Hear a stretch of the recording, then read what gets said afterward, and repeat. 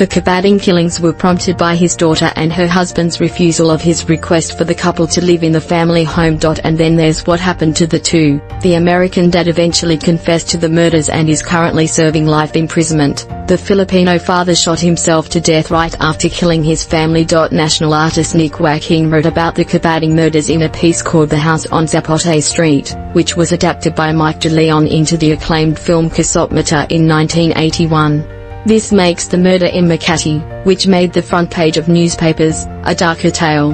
And it's one that's been immortalized in art. National artist for literature Nick Joaquin, writing under his pen Mkujano de Manila, wrote a non-fiction piece titled The House on Zapote Street for the Philippines Free Press magazine.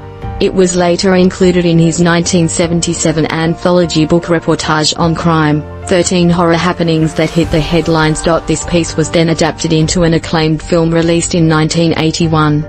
Directed by Mike de Leon and starring a host of multi-awarded actors including Charo Santos, Kasong was shown in the Metro Manila Film Festival and was universally hailed by critics not just as one of the year's best but one of the finest Filipino films of all time. The Cabading case is one of the worst real-life crimes ever committed in the country.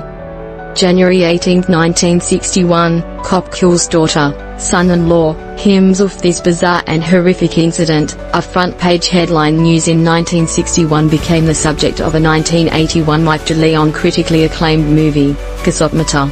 It happened on the late afternoon of January 18, 1961 when a Manila police detective killed his daughter, son-in-law, critically wounding his wife and shot himself to death due to domestic and family dispute.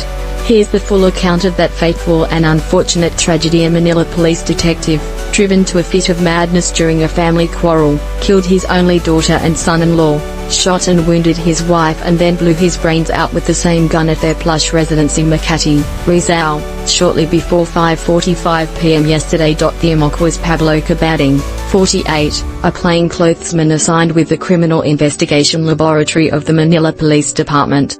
He herded the three into his room at the second floor of their lavishly furnished house at 1074 Zapote, Makati to settle a domestic dispute. At the heat of the argument, he shot them one after, and then presses the muzzle of his .45 caliber pistol against his right temple and shot himself to death. The .45 caliber slug plowed through his skull. His victims were, 1.